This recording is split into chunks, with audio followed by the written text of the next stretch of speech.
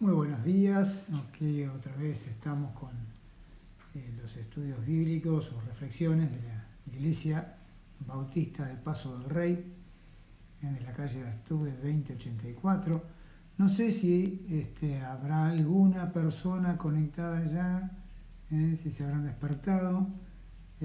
Bueno, acá estamos nuevamente con Mateo, seguimos con el estudio de los evangelios sinópticos, pero estamos poniendo énfasis en este momento en Mateo porque estamos viendo en el capítulo 10 de Mateo el sermón que hemos llamado misional, es decir, cuando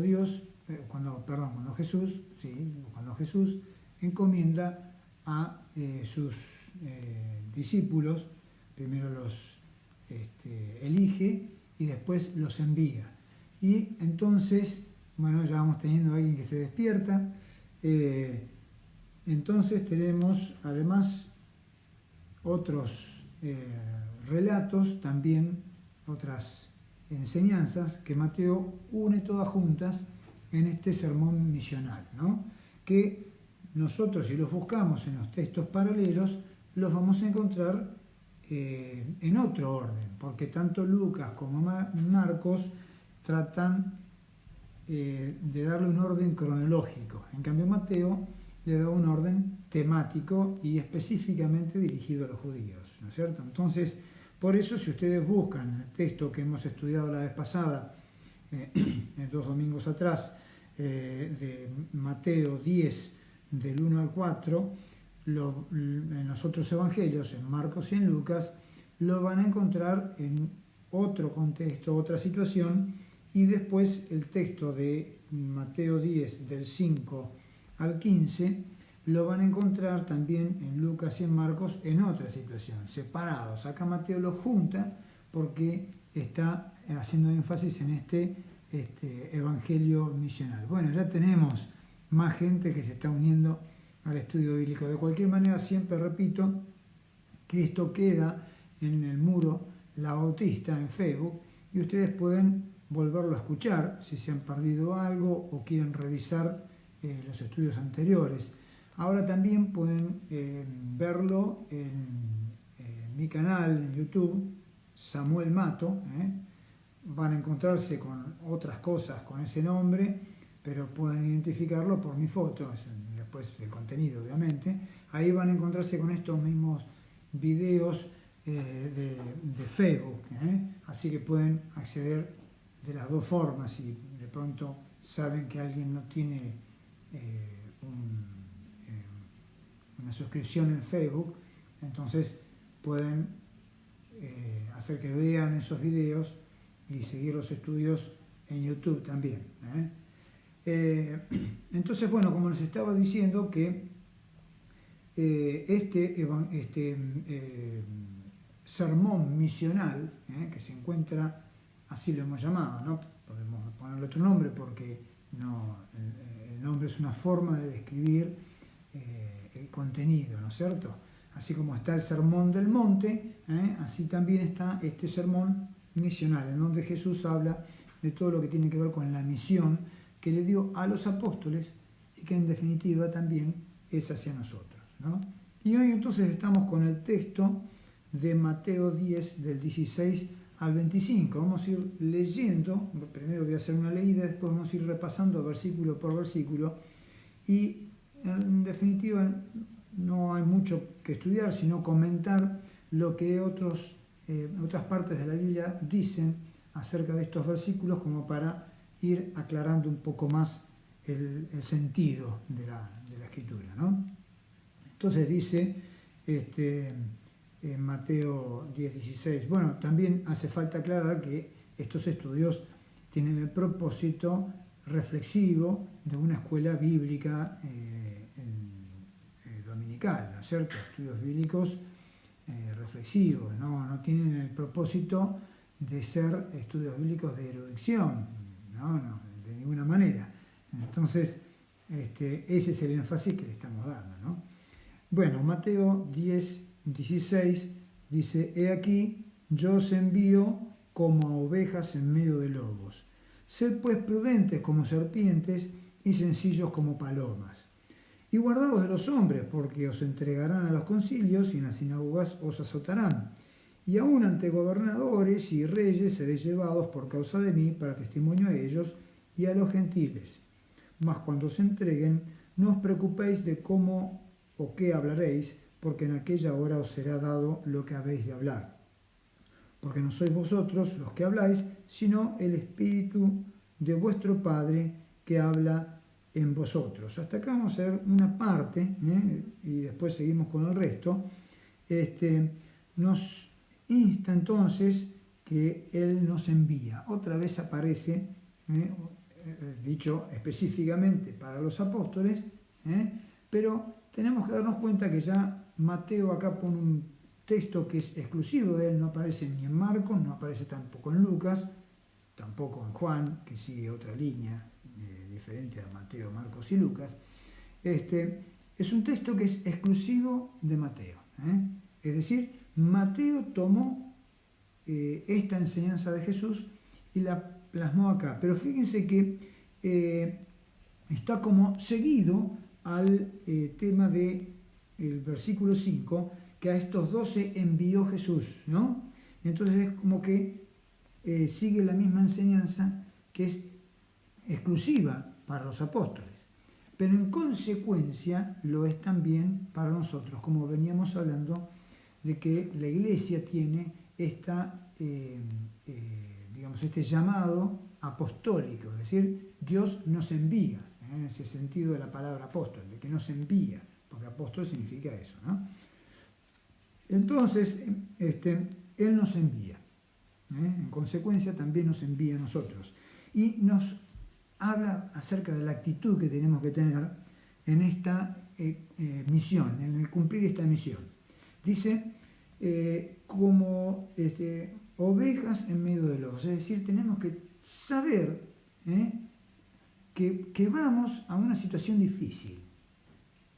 Imaginémonos una oveja, un corderito, rodeada de lobos, ¿no es cierto?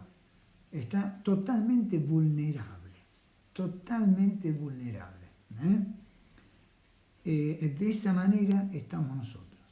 No pensemos, es decir, no es la idea que tenemos que pensar que algún día vamos a llegar a estar en una situación en donde ya nada va a interrumpir la predicación del Evangelio. Nada va a molestar la predicación del Evangelio. Hay algunos que gozan o gozamos de más libertad que otros, ¿no es cierto?, en la predicación del Evangelio, en el vivir la vida cristiana. En cada país, en cada circunstancia, se viven distintas situaciones, pero unos más, otros menos, pero de ninguna manera podemos vernos como que hemos llegado a un punto en donde ya estamos por encima de cualquier tipo de oposición. No, eso no es lo que nos anticipa Jesús. Nos anticipa que vamos a estar como ovejas en medio de lobos. No quiere decir que los lobos siempre nos van a comer. Muchas veces sí sucede, y nos habla justamente la palabra acerca de las persecuciones, y este pasaje nos habla un poco acerca de eso, como pasa en algunas partes del mundo que cristianos están siendo perseguidos, torturados, y hasta pierden la vida o pierden sus familiares, ¿no? Es decir, las persecuciones con muerte siempre existieron y van a seguir existiendo. Entonces, nos habla este pasaje de que vamos en una situación de vulnerabilidad, pero Dios está con nosotros. Así lo hemos terminado viendo el pasaje de Mateo 28 en la clase anterior, en la charla anterior. Mateo 28, he aquí, yo estoy con vosotros hasta el fin del mundo. Es decir, Jesús está con nosotros, el Señor está acompañándonos ahí, no estamos solos en medio de los lobos. Pero la situación que describe es una situación de vulnerabilidad.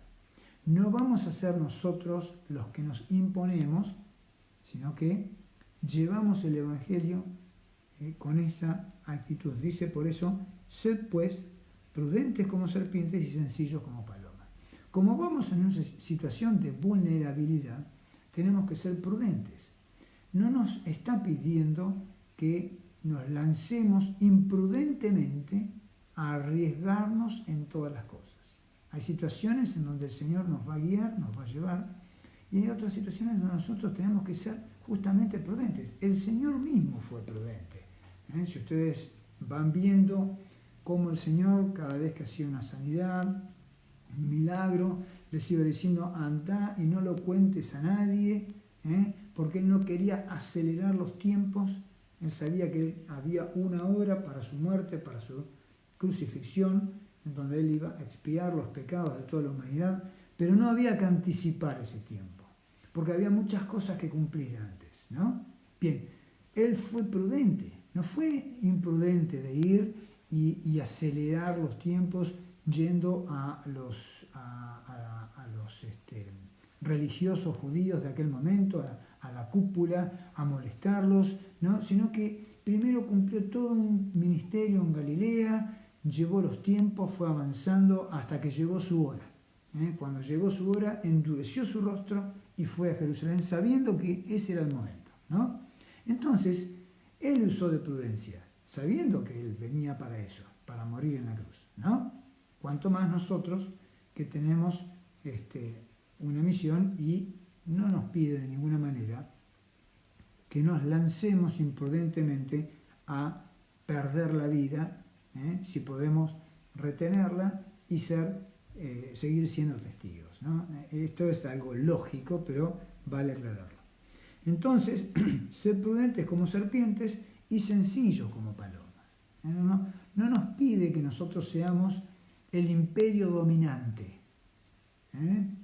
No nos pide que nosotros seamos los que tenemos el poder y la riqueza y que seamos los que ejercen el dominio y la violencia para someter, nada que ver. Somos como corderos en medio de lobos y con la prudencia de una serpiente, pero con la sencillez de una paloma. Está muy claro el ejemplo, ¿no es cierto? Entonces no tenemos que aspirar a ser nosotros, los hijos de Dios, el imperio que someta al mundo, sino tenemos que llevar el mensaje que libera al mundo. Este es el énfasis y no podemos perderlo, ¿no? Por eso dice en el versículo 17, guardaos de los hombres porque os entregarán a los concilios y en las sinagogas os azotarán. Es claro que esto es bien para los apóstoles, que eran judíos y que iban a vivir dentro de un contexto judío, porque concilio se refería al concilio de Jerusalén y sinagogas a los lugares de reunión donde se exponían las escrituras del Antiguo Testamento en el pueblo judío, ¿no? Dentro del ámbito judío. Así que es un mensaje para los apóstoles, pero que de alguna manera si lo aplicamos a nosotros, es decir, nos van a llevar, está diciendo, frente a situaciones de autoridad. Y lo sigue diciendo el versículo 18. Y aún ante gobernadores y reyes seré llevados por causa de mí para testimonio a ellos y a los gentiles. Bueno, las persecuciones que nosotros nos van describiendo en estos versículos tienen distintos énfasis, ¿no? O se han mostrado a través de la historia de la humanidad distintos énfasis. Uno podemos verlo claramente que es el maltrato físico, en donde llegamos al martirio, como pasó, lo dice por ejemplo en la Biblia en Hechos, el caso de Esteban, el primer mártir que aparece en la iglesia, y bueno, si lo vemos también con Jacobo, el hermano de Juan, el hermano de Herodes, y vamos a seguir viéndolo así a lo largo de la historia del cristianismo, distintos énfasis de gobierno o de multitudes o de personas que ejercieron maltrato físico hasta la muerte, tortura, maltrato físico o muerte, en donde se manifiesta el martirio, privar de la libertad, es decir, un maltrato físico. Pero también estaba pensando en lo que es el maltrato psicológico. Hoy día le llaman a esto bullying, pero cuando hay burlas, cuando hay ironías, cuando hay desprecio, nosotros los cristianos, los hijos de Dios, hemos vivido en todas las épocas, en todas las edades, en distintas partes del mundo, este tipo de discriminación, ¿no? Lo que tenemos que tener cuidado es de que nosotros no suframos el rechazo a el maltrato que nosotros hacemos.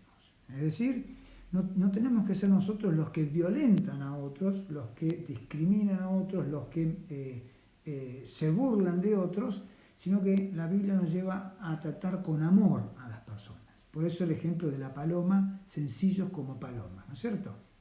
Nosotros rechazamos el pecado en nosotros, debemos rechazar el pecado en nosotros y en otros, ¿no es cierto? Podemos rechazar una enseñanza o una doctrina errada, que no es bíblica, pero no a las personas.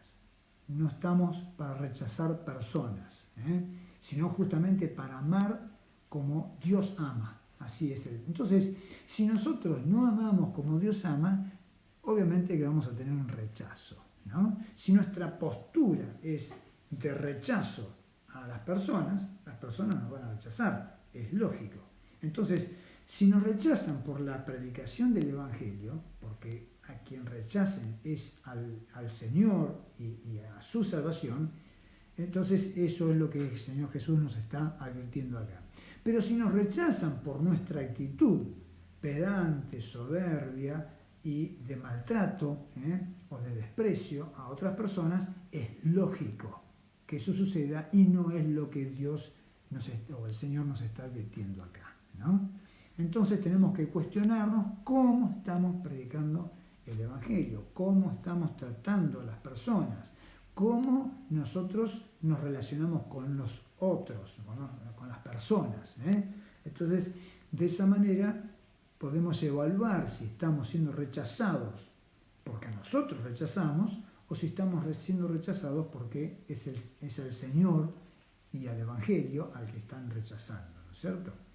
Entonces, el maltrato psicológico está dentro de ese rechazo que muchas veces vivimos y una discriminación que los cristianos de todas las épocas en distintas partes del mundo hemos vivido, y hay distintas burlas y distintas cosas. El término cristiano justamente al principio fue una de esas burlas, porque los seguidores del César eran los cesarianos, y entonces era una burla decirle cristianos a los que seguían a Cristo, que era como el rey que murió en la cruz, que no llegó a ser rey. Esa era la ironía, la parte despectiva del término cristiano que por primera vez se aplicó en Antioquía. Después a los cristianos les gustó el término, ¿no es cierto? Porque creemos que Jesús es el verdadero rey de reyes. Entonces nos gustó el término, o les gustó a los primeros cristianos, y lo asumieron, lo asumimos, ¿no? Cristianos hoy día es un término que se usa para muchas cosas y ya es como que perdió el contenido, ¿no es cierto?, que originalmente tenía.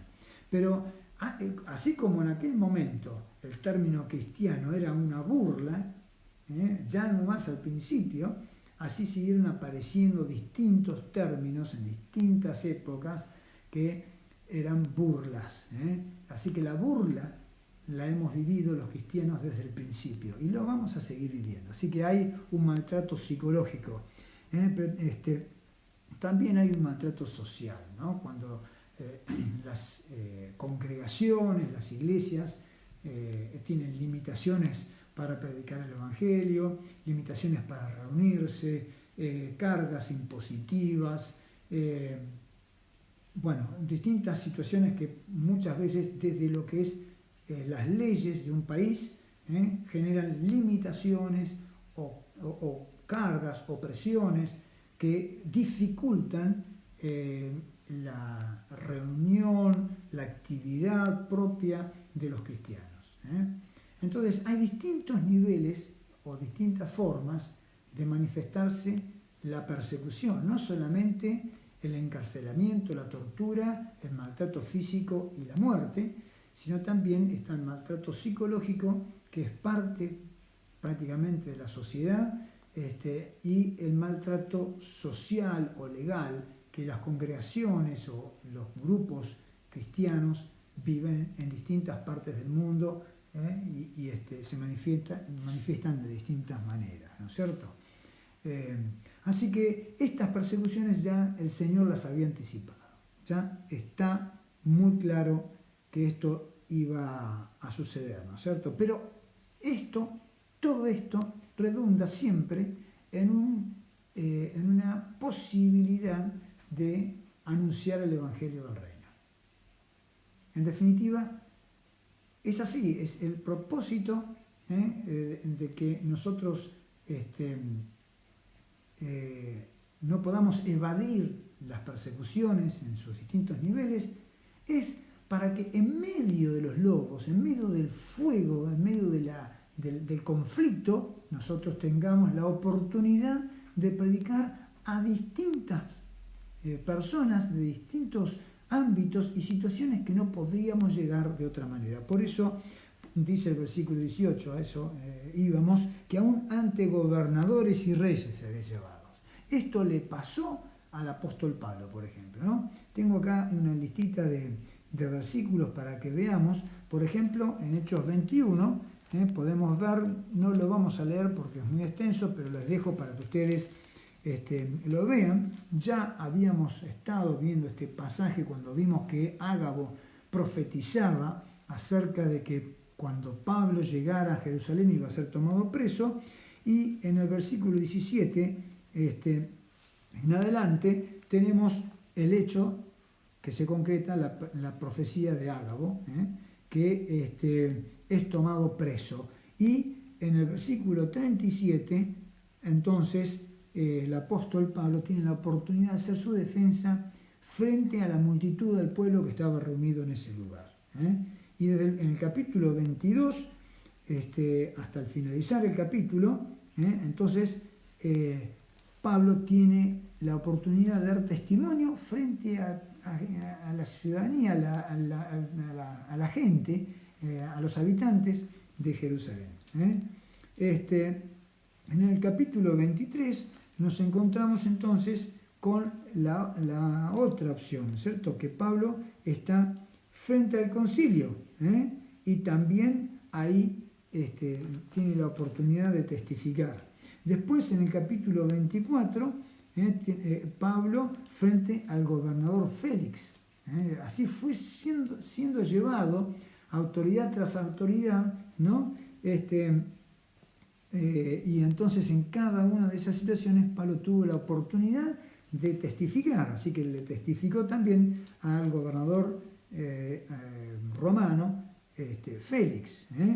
Después entonces también tiene la oportunidad, bueno, en ese capítulo 25, también Pablo, siguiendo la orden que Jesús le había dado, porque Jesús ya le había anticipado en Hechos 23:11, le había anticipado, se le presentó el Señor resucitado y le dijo que iba a tener que testificar frente a gobernantes y reyes, ¿no? Entonces, sigue con esa misma temática, entonces apela al César, es decir, como ciudadano romano tenía el derecho a defender su causa frente al emperador romano.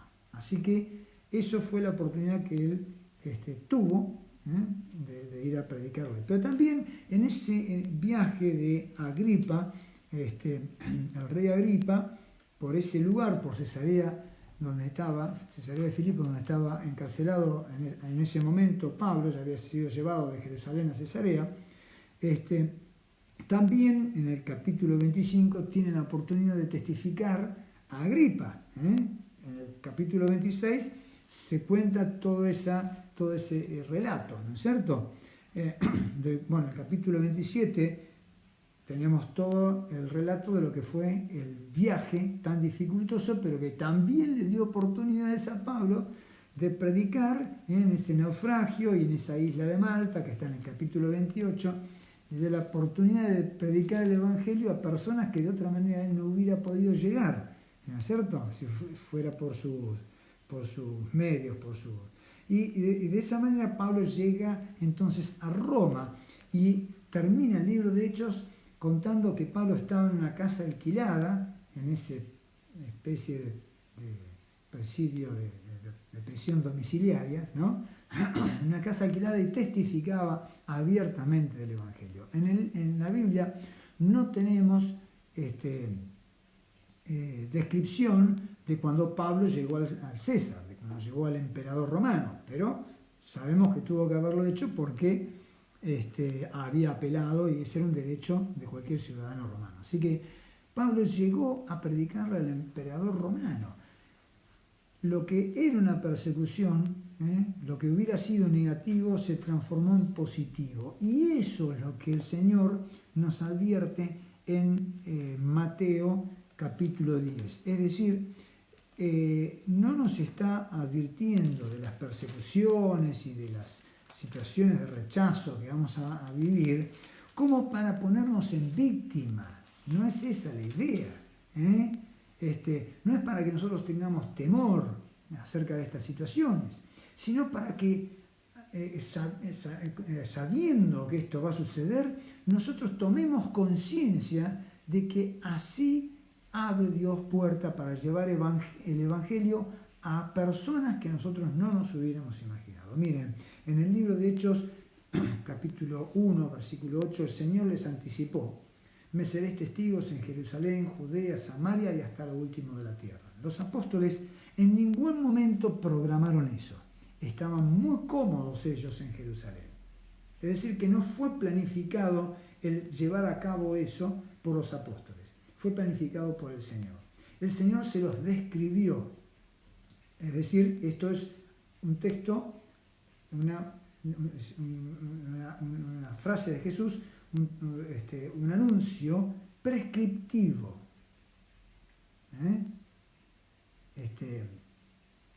Descriptivo. Es decir, Jesús está describiendo lo que va a suceder.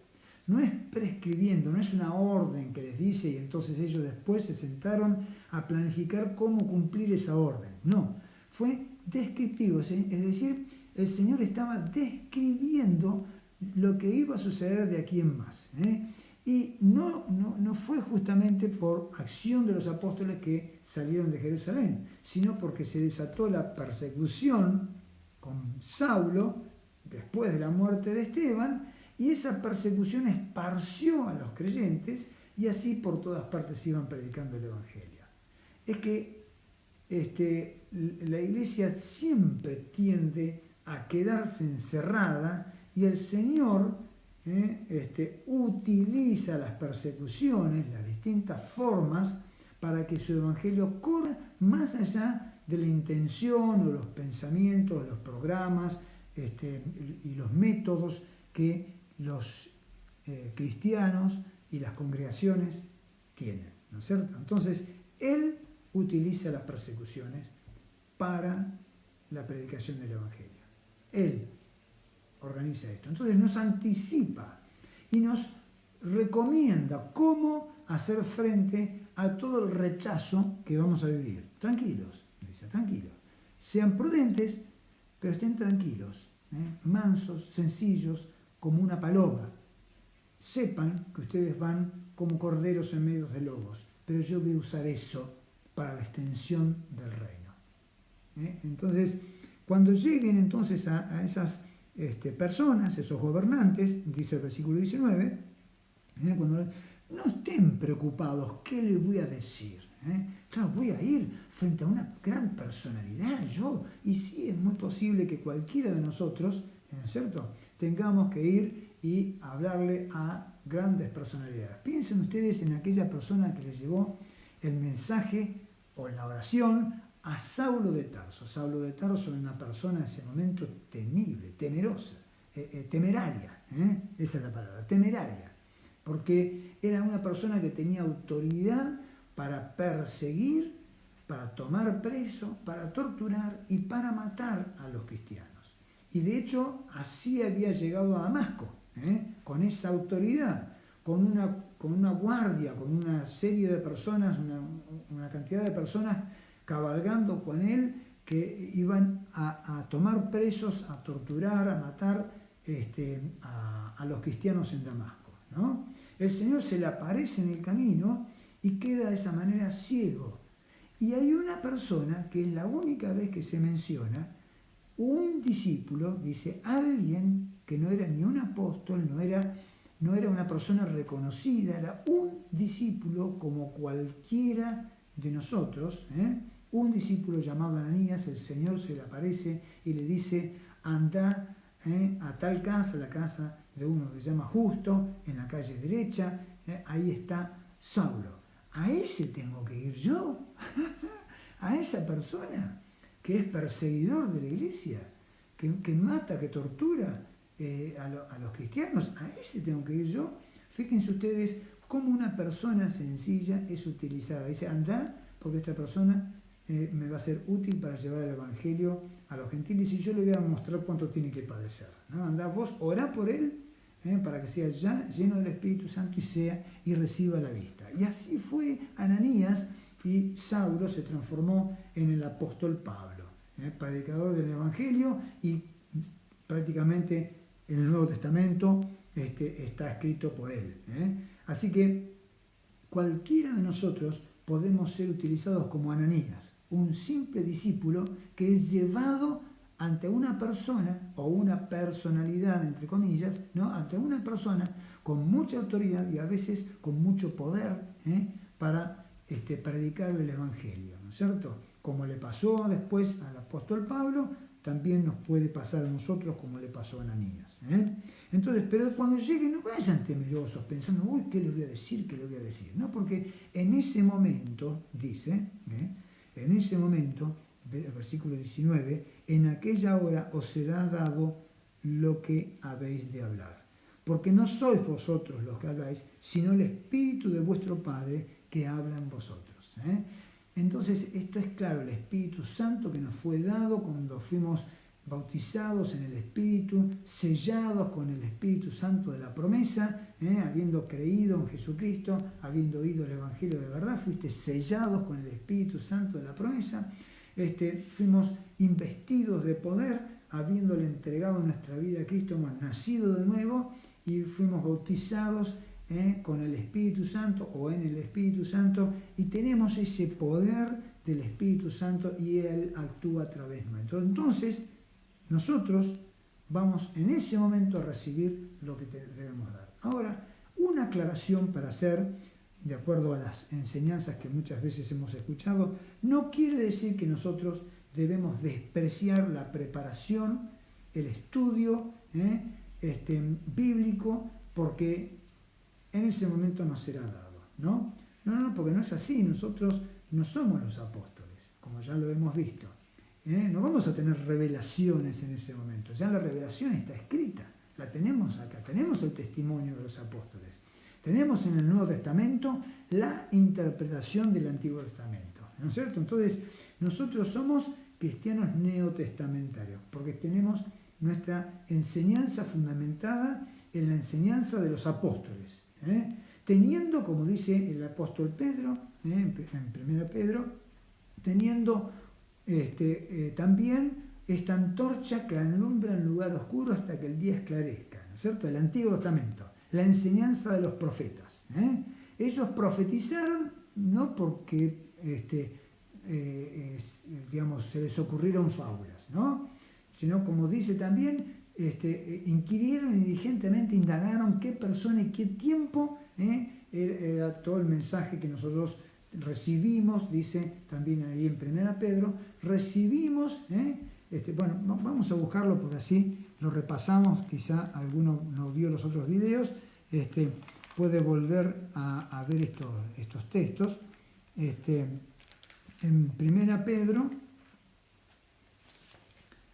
capítulo 1, Versículo 10 dice: los profetas que profetizaron de la gracia destinada a vosotros inquirieron y diligentemente indagaron acerca de esta salvación, escudriñando qué persona y qué tiempo indicaba el Espíritu de Cristo que estaba en ellos, el cual anunciaba de antemano los sufrimientos de Cristo y las glorias que vendrían tras ellos. A esto se les reveló que no para sí mismos, sino para nosotros administraban las cosas que ahora os son anunciadas por los que os han predicado el Evangelio por el Espíritu Santo enviado del cielo, cosas en las cuales anhelan mirar a los ángeles. Es decir, aquellos profetas del Antiguo Testamento, y en 2 Pedro, capítulo 1, versículo 16, está primeramente el testimonio de los apóstoles, y después también en el versículo 19 tenemos también la palabra profética más segura, es decir, que la iglesia está fundamentada en la enseñanza de los apóstoles y los profetas. ¿Qué apóstoles? Los del Nuevo Testamento. ¿Qué profetas? Los del Antiguo Testamento, es decir, en la Biblia.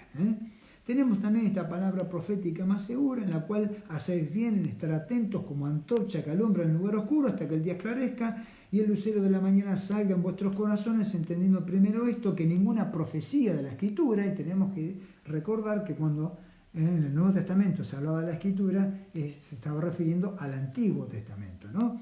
Que ninguna profecía de la Escritura es de interpretación privada, porque nunca la profecía fue traída por voluntad humana, sino que los santos hombres de Dios hablaron siendo inspirados por el Espíritu Santo. Así que nosotros tenemos la revelación, no tenemos que esperar la revelación al momento de predicar. Ya la tenemos, así que la tenemos que conocer, tenemos que prepararnos, porque la revelación ya está. Nos va a ser dada palabra en base a la palabra ya revelada, no una nueva. No nos va a venir así algo que no hemos leído, estudiado, aprendido de los apóstoles del Nuevo Testamento y interpretando lo que los profetas del Antiguo Testamento ya habían anunciado, ¿no es cierto? Entonces nosotros tenemos esta escritura, donde ya está la enseñanza de los apóstoles y los profetas, ya ahora nosotros tenemos que conocerla. Si no, nosotros no nos preparamos, no tenemos qué exponer, qué contar, qué decir, ¿no? Entonces puedo poner un ejemplo acá para que nosotros podamos entender esto. Es como que el Espíritu Santo en nosotros es como un chef. El chef tiene la capacidad de preparar grandes manjares, ¿no es cierto? Pero abre la alacena y ve a ver qué hay en la alacena para cocinar. Abre la heladera y ve a ver qué hay en la heladera para cocinar. De acuerdo a los elementos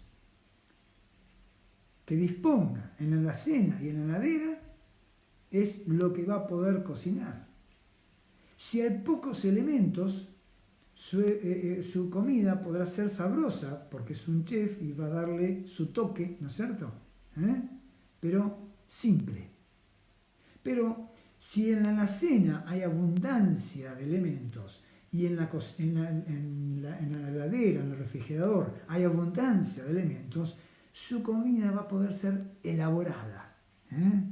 Así entonces es la palabra que va a surgir de nosotros en el momento en que podemos darla. El chef, que es el Espíritu Santo, va a ver qué hay en nosotros. Y de acuerdo a lo que encuentre en nuestra alacena digamos, ¿no? en la mente y en el corazón, ¿no es cierto? No quiero usar el refrigerador para el corazón para pensar que somos fríos, ¿no? Sino que lo que haya en nuestro corazón y en nuestra mente, de haber estudiado, meditado, memorizado, inquirido, o sea, haber analizado las Escrituras, lo que hay, el conocimiento previo del Espíritu Santo lo va a usar y nos va a dar palabra. Pero si no hay nada, el alimento que vamos a dar es básico. Para poder dar un alimento más nutritivo, ¿no es cierto? El Espíritu Santo necesita que nosotros conozcamos las Escrituras. Así que este versículo no nos exime de prepararnos en el estudio, en la meditación, en la memorización de la palabra. Así que llegamos al versículo 20, comenzamos ahora con la otra parte en donde es un poco anexa al versículo 34, que dice de esta manera: el hermano entregará a la muerte al hermano, el padre al hijo, y los hijos se levantarán contra los padres y los harán morir, y seréis aborrecidos de todos por causa de mi nombre, mas el que persevera hasta el fin, éste será salvo. Cuando os persigan en esta ciudad, huid a la otra, porque de cierto os digo que no acabaréis de recorrer todas las ciudades de Israel antes que venga el Hijo del Hombre. El discípulo no es más que su maestro, ni el siervo más que su señor, y bástale al discípulo ser como su maestro, y al siervo como su señor. Si al padre de familia llamaron Belcebú, cuanto más a los de su casa. Fíjense que este es un pasaje específico de lo que son las distintas formas de persecución, e incluso acerca de los últimos tiempos, ¿no? Siempre se habla de persecución en los últimos tiempos, ¿no es cierto? Pero la persecución siempre existió y va a seguir existiendo. Es decir, siempre hubo estos tres niveles de persecución, como estábamos hablando: la persecución física, psicológica y estatal, ¿no? Este tipo de persecución siempre hubo en distintos grados, en distintas medidas, pero y va a seguir existiendo. Pero habla acá que incluso la persecución o el rechazo, para decirlo a un nivel más sutil, ¿no? El rechazo es aún de los familiares. Es decir, uno se encuentra a veces en su propio núcleo familiar siendo rechazado por esta certeza de comunión con Dios.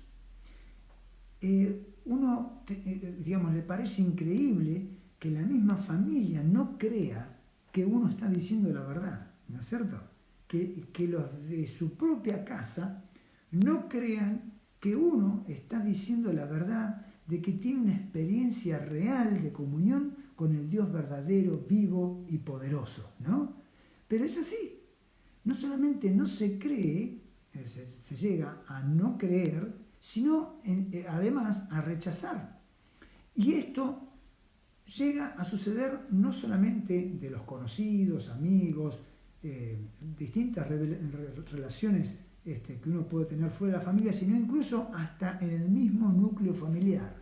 Y eso me aclara un poco más en el versículo 34, cuando dice: no penséis que he venido para traer paz a la tierra. No he venido para traer paz, sino espada.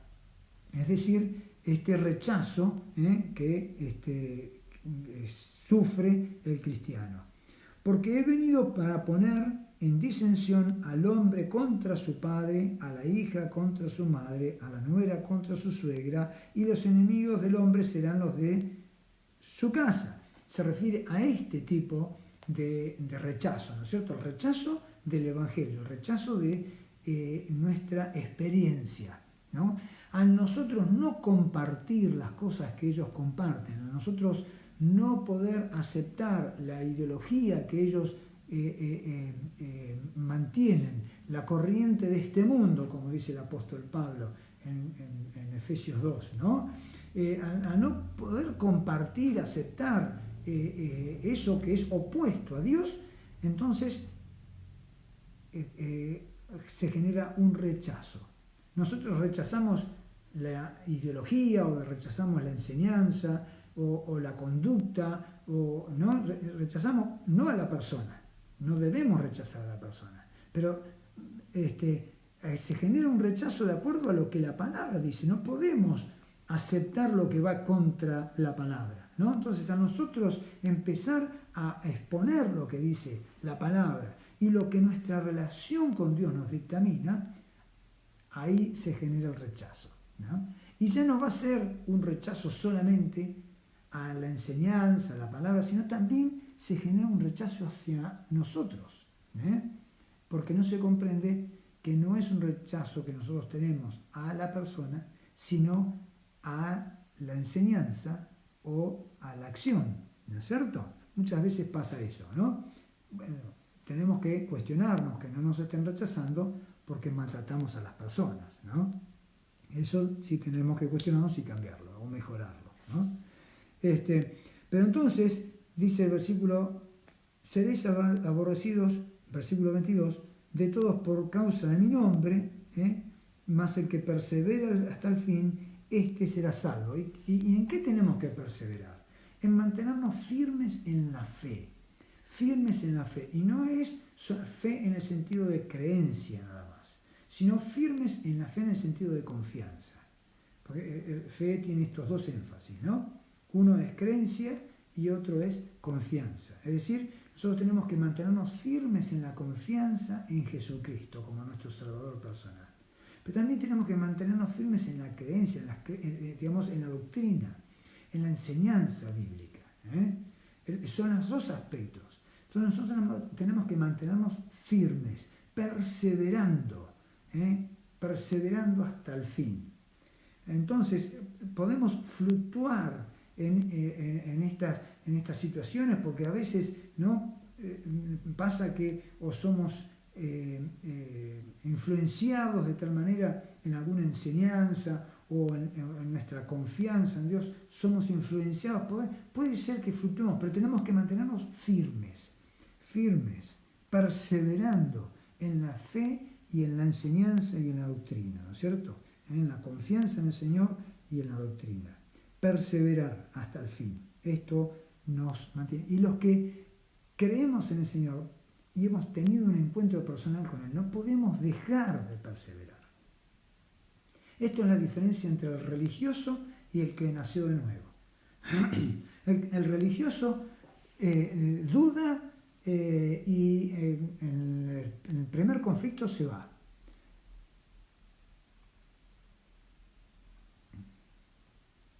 Pero aquel que nació de nuevo no puede dejar de ser lo que es. No puede. No es que no debe, no puede directamente. Nació de nuevo, es hijo de Dios. Y persevera hasta el fin, porque no puede rechazar su propia naturaleza. Lo que Dios implantó en él es una nueva naturaleza divina y está ahí, hirviendo dentro, y no se puede abandonar. Entonces, el que es hijo de Dios, frente a la persecución, se encuentra que no la va a eludir. Frente al rechazo, lo va a soportar. Frente a los desprecios, los va a ver cómo canalizarlo, cómo manejarlo, pero nunca va a ceder, porque ya nació de nuevo y persevera hasta el fin, persevera. Pero volvemos al versículo 23, que era lo que decíamos al principio.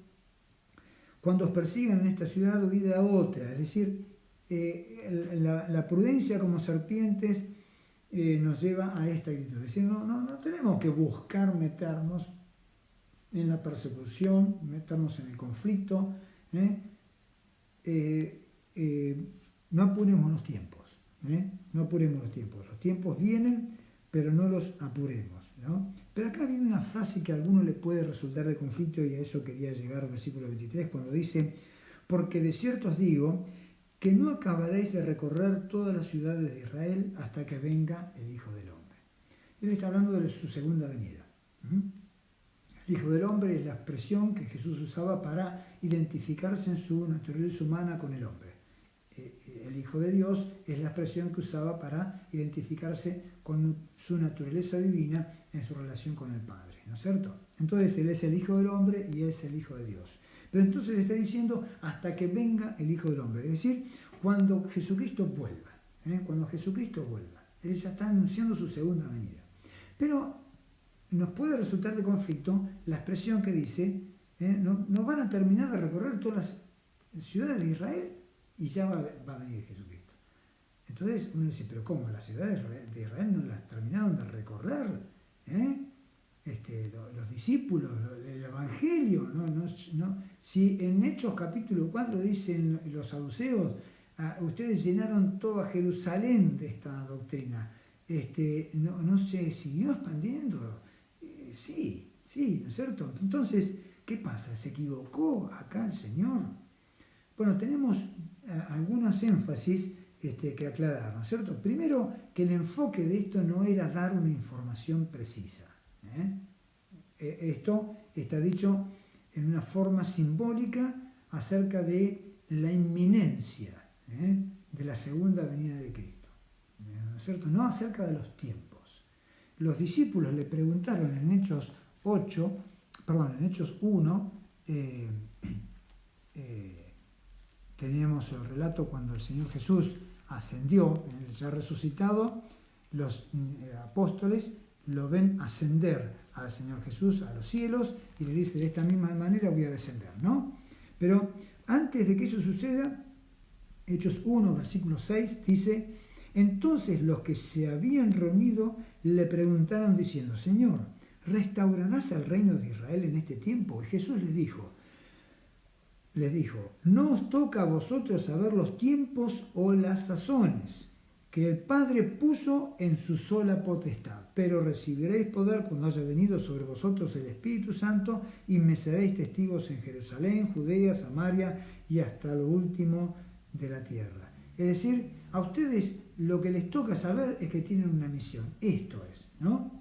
Pero Él mismo está reconociendo en ese momento, que esa información el Padre la puso en su sola potestad. Hasta ese momento, el Señor Jesús encarnado y resucitado no tenía conocimiento de cuándo Él iba a volver. No sabemos, en ninguna parte de la Biblia nos dice si el Señor ahora lo sabe. Podríamos suponer que sí, ¿no es cierto? Porque el Padre y el Hijo son uno, ¿no es cierto? Jesucristo glorificado a la diestra del Padre, ¿sabe cuándo va a volver?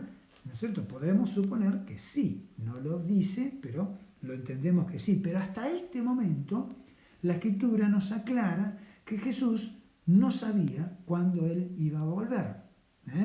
Así que aquella expresión de Mateo, capítulo 10, no está marcando un tiempo, ¿no? Sino que lo que Jesús estaba queriendo decir es inminente, como lo dice en Mateo 24, ¿no es cierto? Que ya ahora volvemos, Mateo 24, Él va a venir como ladrón en la noche, pero cuando nadie lo espera, así, ¿no es cierto? Ese es el énfasis de Mateo 24. Pero en el versículo 14 de Mateo 24 da una clave y dice: y será predicado este evangelio del reino en todo el mundo para testimonio a todas las naciones, entonces vendrá el fin. Es decir, acá hay una señal clarísima, la gran señal, porque hay muchas señales que se fueron repitiendo en distintas épocas del mundo de la historia de la humanidad en distintos grados, ¿no? Que son, guerras y rumores de guerras, levantándose una nación contra otra, reino contra reino, pestes, hambres, terremotos, todas estas cosas. El versículo 9 también dice: os entregarán a tribulación y os matarán. Todas estas cosas sucedieron y van sucediendo en distinta medida, graduación, potencia, en distintas épocas, ¿no? Esas son señales de que desde que vino el Espíritu Santo en Pentecostés sobre los creyentes, comenzó el final del tiempo. Los últimos tiempos comenzaron cuando descendió el Espíritu Santo sobre los creyentes en Jerusalén en esa fiesta de Pentecostés. Pedro lo aclaró cuando dijo: acá comenzó a suceder lo que Joel profetizó en Joel capítulo 2. Acá ahora comenzó el último tiempo.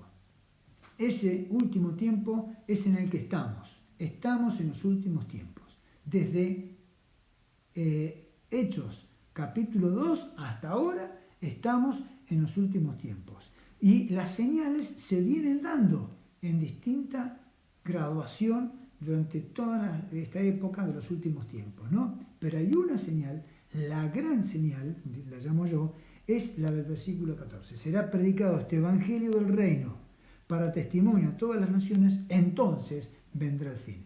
Y ese tiempo todavía no llegó. Así que el Señor Jesús claramente en Mateo capítulo 10 no estaba poniendo una fecha, un momento. En Mateo 24 también le habían preguntado en el versículo 3, ¿cuándo serán estas señales, estas cosas? ¿Y cuándo será la señal de tu venida y del fin del siglo? Ahí está la respuesta, en Mateo capítulo 24. El versículo 14 es la clave. Todavía no ha sido anunciado el Evangelio a todas las familias de la tierra, a todas las razas, a todas las naciones. Todavía no fue anunciado el Evangelio. Entonces, lo de Mateo 10 no era precisión de fecha histórica, ¿no es cierto? Sino que habla acerca de la inminencia de su venida. El apóstol Pablo también tenía esta certeza, pero al mismo tiempo esta actitud, este pensamiento, este sentimiento, se podría decir, de la inminencia de la segunda venida de Cristo. En 1 Tesalonicenses capítulo 4, en el versículo 13 en adelante, Pablo está respondiendo a una pregunta que seguramente le habían mandado los creyentes de Tesalónica, que es: ¿qué pasa con los que se murieron creyendo en Cristo, ¿no es cierto? Y Cristo todavía no vino? ¿Qué pasa con ellos? Entonces Pablo habla de ellos como los que durmieron, Y ustedes pueden leer todo el párrafo, pero en el versículo 16 dice: porque el Señor mismo, con voz de mando, con voz de arcángel, con trompeta de Dios, descenderá del cielo, y los muertos en Cristo resucitarán primero. Es decir, los que murieron con la confianza puesta en la salvación que Cristo nos regala, en Jesucristo, la confianza puesta en Él, ellos van a resucitar primero. Y dice: luego nosotros, los que vivimos, no dice los que vivamos, sino dice los que vivimos. O sea que Pablo pensaba que Cristo iba a venir estando Él vivo, ¿no? Entonces, nosotros los que vivimos, los que hayamos quedado, ¿no?, seremos arrebatados juntamente con Él en las nubes para recibir al Señor en el aire, y así estaremos con Él siempre. Y esto se aclara más en 1 Corintios 15, cuando habla acerca de la resurrección, cuando dice en 1 Corintios 15 que hay un misterio, ¿no? Un misterio que, esperen que lo leo, dice, versículo 1 Corintios 15, 51, después de hablar todo acerca de la resurrección, explicar que hay un cuerpo espiritual y un cuerpo material, ¿no? Que una es la gloria de uno y otra es la gloria del otro. En el versículo 51 dice: he aquí os digo un misterio, no todos dormiremos, es decir, no todos vamos a llegar a morir, pero todos seremos transformados. En un momento, en un abrir y cerrar de ojos, al final de la trompeta, porque se tocará la trompeta, y los muertos serán resucitados incorruptibles, nosotros seremos transformados, porque es necesario que esto corruptible se vista de incorrupción y esto mortal se vista de inmortalidad. Es decir, Pablo tenía la seguridad de que nosotros, se refería a él y a los demás, iban a estar vivos en el momento que Cristo iba a venir. Y entonces lo que está diciendo es: los muertos que murieron creyendo en Cristo, los hijos de Dios que murieron, esos van a resucitar primero. Y luego nosotros vamos a ser transformados a un cuerpo espiritual. Entonces así vamos a ascender a las nubes. Pablo pensaba que él iba a vivir eso. Pero ya en Filipenses, capítulo 2, Pablo ya empieza a poner en duda eso. Es decir, no la resurrección de los muertos, no que unos van a estar vivos y serán transformados, sino que él iba a experimentar esa transformación. Él ya está viendo que él podía llegar a ser de los que resuciten. Entonces, en Filipenses 3, dice en el versículo 1, si en alguna manera llegase la resurrección de entre los muertos. No es que él está poniendo en duda su salvación, sino que él está dudando de que él va a llegar a ser de los que son transformados en la resurrección, sino que Él quizá llegue a ser de los que cuando Cristo venga están durmiendo, es decir, ya están muertos. Y en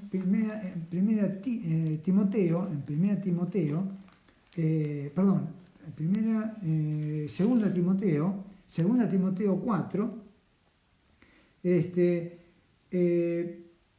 le da una serie de recomendaciones a Timoteo, ¿no es cierto? Encomendándole hasta incluso recomendaciones acerca del final de los tiempos, porque en el versículo 4.3 dice, porque vendrá tiempo cuando no sufrirán la sana doctrina, es decir, cuando no van a poder recibir siquiera el Evangelio, ¿no? Lo van a rechazar directamente, ¿no? Eso ya sucedió, sigue sucediendo y va a suceder, ¿no? Pero anima a que sea sobrio en todo, soporta las aflicciones, está hablando acerca de esas persecuciones.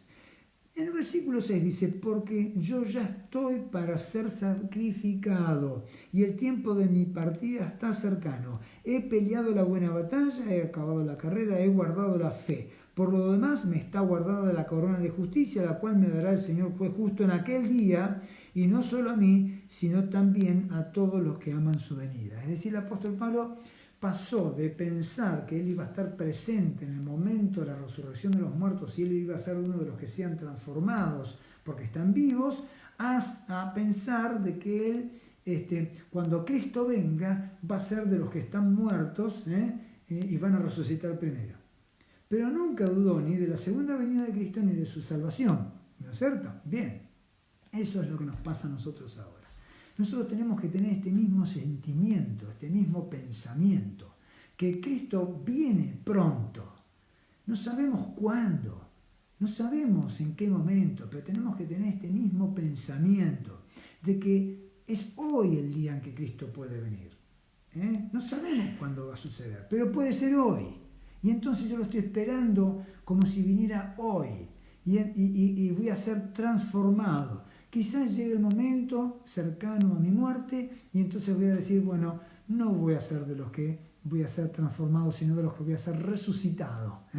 Pero Cristo viene y viene pronto. Ese sentimiento es el que el Señor Jesús, ese pensamiento, es el que le quería transferir a los apóstoles cuando les decía, no van a terminar de recorrer las ciudades de Israel antes que venga el Hijo del Hombre. Estén con este sentimiento, estén con este pensamiento de que es inminente, que viene en cualquier momento, rápidamente puede venir el Señor en un abrir y cerrar de ojos. Así lo dice la Escritura.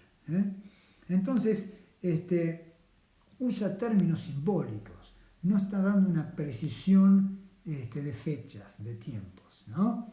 Como en tantos otros pasajes, el Señor Jesús enseñando acerca de las otras cosas, ¿no? Dice, el discípulo no es más que su maestro, ni el siervo más que su señor. Bastaría al discípulo ser como su señor, ¿no? Como su maestro y el siervo como su señor. Si al padre de familia llamaron Belcebú, ¿cuánto más a los de su casa? ¿Cuándo llamaron a Jesús Belcebú? Esto está en relación también con lo que dice el versículo 21, el hermano entregará muerte al hermano. Y los hijos se levantarán con los... Es decir, como decía el versículo 36, los enemigos del hombre serán los de su propia casa. Esto le pasó a Jesús. Bueno, ¿dónde está ese relato? Lo encontramos en Marcos capítulo 3 y los versículos paralelos, ¿no? en otros pasajes. En Marcos capítulo 3 lo tenemos bien concreto. En el versículo 21, vamos al versículo 20, que dice, y se agolpó de nuevo la gente de modo que ellos ni aún podían comer pan. Cuando lo oyeron los suyos, vinieron para prenderle porque decían está fuera de sí. Los suyos se refiere a su familia. En el versículo 31 dice, vienen después sus hermanos y su madre, y quedándose afuera, enviaron a llamarle. Es decir, los suyos son su madre y sus hermanos. De José no se habla, no sabemos qué pasó, si José murió o se desinteresó, ¿no es cierto? No sabemos nada. José se menciona apenas al principio de los evangelios y en este pasaje que ahora vamos a citar también, se menciona, pero no vuelve a aparecer José, ¿no? Entonces es Jesús, María, madre de Jesús y madre de estos otros hermanos también. Entonces vienen después sus hermanos y su madre, ¿no es cierto? Porque ellos pensaban, en el versículo 21 dice, está fuera de sí, está loco, está loco, ¿no? En el versículo 22 dice, pero los escribas que habían venido de Jerusalén decían que tenía a Belcebú y que por el espíritu, que por el príncipe de los demonios echaba fuera los demonios, ¿no? Entonces, acá los escribas lo llaman Belcebú, es decir, lo llaman diablo, ¿no? Pero la familia de él lo rechazaba. La familia de él decía, está loco vamos a llevarlo, ¿no? Y entonces la gente en el versículo 32, Marcos 3:32, dice, la gente que estaba sentada alrededor de él le dijo, tu madre y tus hermanos están afuera, te buscan. Y él les respondió diciendo, ¿quién es mi madre y mis hermanos? Y mirando a los que estaban sentados alrededor de él, dijo, he aquí mi madre y mis hermanos, porque todo el que hace la voluntad de Dios, este es mi hermano y mi hermana y mi madre. Es decir, Jesús se encontró también con esta confrontación de tener que elegir entre hacer la voluntad del Padre y la voluntad de su familia. Y cuando llegó a esa decisión crucial, dijo, hago la voluntad del Padre, ¿no? Es la decisión crucial que muchos creyentes, muchos hijos de Dios e hijas de Dios, nos encontramos, ¿no? Una decisión crucial. ¿Qué hago? ¿Qué hago ahora? Y esto es decidir no negar a Jesucristo. Decidir confesar a Jesucristo. Porque el que me confesare delante de los hombres, yo le confesaré delante de mi Padre que está en los cielos, dice Jesús. ¿Qué es confesar? Entonces es plantarse y decir, bueno, yo no le voy a hacer caso a mi familia. Yo le voy a hacer caso a mi Señor, a mi Salvador, el que murió en la cruz por mí, el que dio su vida por mí en la cruz. Yo le voy a hacer caso a Él. Y voy a ser rechazado, sí, voy a ser rechazado. ¿Van a decir que estoy loco? Sí, van a decir que estoy loco, pero no importa. Yo me mantengo en la fe en Jesucristo, ¿no? Y acerca de los hermanos de Jesús, podemos leer en Mateo capítulo 13, un pasaje en donde nos aclara que bien, Jesús tenía hermanos, hijos de su madre, quizá hijos de José, ¿no es cierto? ¿No? Dice en Mateo capítulo 13, versículo 55, ¿no es este hijo del carpintero? Según se creía, Jesús era hijo de José, pero no era hijo de José, era hijo de María porque había sido concebido por el Espíritu Santo, ¿no es cierto? Lucas nos aclara esto cuando habla también acerca de su genealogía. Hijo de José según se creía, lo dice Lucas, ¿no? Entonces, ¿no es este el hijo del carpintero? ¿No se llama su madre María? Sí, eso era verdad, su madre era María. ¿Y sus hermanos Jacobo, José, Simón y Judas? ¿No están todas sus hermanas con nosotros? ¿De dónde tiene todas estas cosas? Es decir, claramente nos dan acá los nombres de los hijos varones, ¿no? Y que había hermanas también nacidos de María. Es decir, María fue virgen en el momento del nacimiento de Jesús. Después de nacer Jesús ya no fue más virgen, obviamente, ¿no es cierto? Pero además tuvo otros hijos e hijas. Y nos menciona acá algunos, por ejemplo, Jacobo. Jacobo fue líder de la iglesia de Jerusalén. No fue apóstol, pero fue líder de la iglesia de Jerusalén. Y seguramente fue el que escribió la epístola. Santiago es la otra forma de decir Jacobo, ¿no es cierto? Jacobo en hebreo, Santiago en la forma griega, ¿no? Entonces, Santiago, hermano de Jesús, líder de la iglesia de Jerusalén, seguramente fue el que escribió la epístola de Santiago, ¿no es cierto? Entonces, este Jacobo, que no fue el apóstol, porque Jacobo, hijo de Zebedeo, hermano de Juan, llamados por Jesús los hijos del trueno, ese Jacobo fue el que murió por mano de Herodes, cuando Herodes tomó preso en Hechos 12 a Jacobo y a Pedro, que Pedro fue liberado por el ángel y Jacobo lo mató Herodes, ¿no? Para quedar bien con los judíos, con los religiosos de aquel momento, ¿no? Entonces, este Jacobo es el hermano de Jesús, José, Simón y Judas, hermanos varones de Jesús, nacidos de María. Entonces, esto nos aclara un poco más acerca de lo que era la familia. Ellos fueron a buscar a Jesús y lo rechazaban a Jesús, que después creyeron, obviamente, ¿no? Tanto María como los hermanos se dieron cuenta de quién era Jesús y creyeron, y por eso Jacobo pasó a ser líder de la iglesia de Jerusalén, ¿no es cierto? No eran los apóstoles líderes de la iglesia de Jerusalén, era Jacobo, hermano de Jesús, que no era apóstol, ¿no? Así que fíjense ustedes cuántas cositas aparecen en las Escrituras que nos muestran que así como Jesús sufrió el rechazo de su familia, seguramente lo vamos a sufrir nosotros. ¿Hasta cuándo? Hasta que conozcan a Cristo, el Dios verdadero, reciban el Espíritu Santo y sean salvos. Oramos siempre por nuestra familia, por aquellos que amamos y no conocen a Cristo, ¿no es cierto? Pero mantenemos una actitud, entonces, como palomas, mansos, como corderos. Esa es nuestra actitud. Tiene que ser una actitud de recibir con amor a todas las personas, ¿no es cierto? Y si a Jesús llamaron diablo, ¿no es cierto? ¿Qué va a pasar con nosotros? ¿Qué va a pasar con nosotros? Si a Jesús lo crucificaron, ¿qué puede pasar con nosotros? ¿No? Estamos, como dice, entregados, ¿no? Para ser sacrificados, para seguir predicando el Evangelio, pase lo que pase. Nuestra visión entonces está puesta en la vida eterna, en los nuevos cielos y nueva tierra que Dios tiene preparados para nosotros. Como dice en 2 Corintios 5, 17, el que está en Cristo, nueva creación es.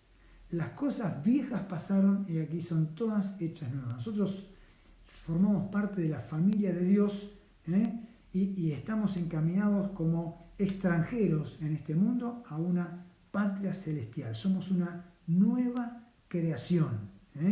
Y entonces caminamos en este mundo sin ser parte de este mundo.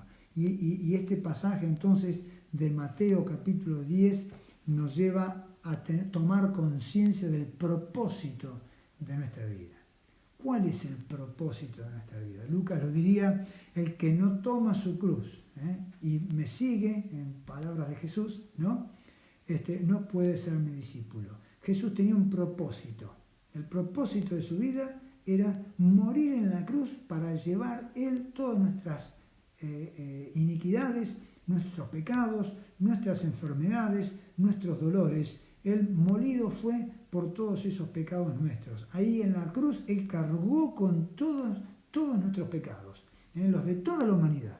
Ese era el propósito de la venida de Cristo, no para ser un gran maestro y dejar grandes enseñanzas. Eso puede ser en otras religiones, pero Jesús no vino a fundar una religión, no vino a dejar enseñanzas, a ser un ejemplo, aunque lo fue y lo hizo, ¿no es cierto? Él vino a morir en la cruz por nuestros pecados, a vencer a la muerte para que podamos a través de Él tener vida eterna. Entonces ese era el propósito de Jesús, era su cruz. ¿Cuál es nuestro propósito? Nuestro propósito es predicar el Evangelio, anunciar las buenas nuevas de salvación a otros y vivir de acuerdo a eso, para que nuestras vidas sean también testimonio a otros. En mayor o menor medida, cada uno dando testimonio con su vida, con su ejemplo, con su conducta, de que tenemos esta fe en Jesucristo. Entonces, ese es el propósito y este pasaje nos orienta hacia eso. Podemos vivir muchas circunstancias positivas o negativas en la vida, pero el propósito nuestro es este. Y siguiendo ese propósito, vamos a tener rechazo, vamos a tener dificultades, vamos a tener hasta persecuciones, pero tampoco eso nos puede frenar. Vamos a ir terminando entonces esta charla, esta reflexión, y vamos a parar acá, en el versículo 25. Ya en la próxima vamos a seguir con el pasaje que sigue, el pasaje siguiente, y vamos a ver acerca de este sermón misional que termina en capítulo 11:1, ¿no?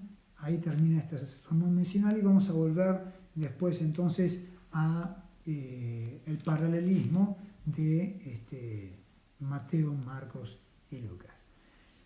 Vuelvo a decirles que pueden volver a escuchar este video, escuchar o ver este video en la página, en el muro de Facebook de La Bautista. La Bautista es el muro de la iglesia bautista de Paso del Rey, de la calle Gastugue 2084, pero también pueden visitar mi canal en YouTube, Samuel Mato, ¿cierto? Ahí se van a encontrar con otro nombre igual, y hay otras publicaciones que no tienen nada que ver conmigo, pero pueden identificarlo no solamente por estos mismos videos, sino también porque tiene mi foto. Entonces, pueden acceder ahí. Si no tienen alguna persona acceso a Facebook, pueden acceder de esa manera.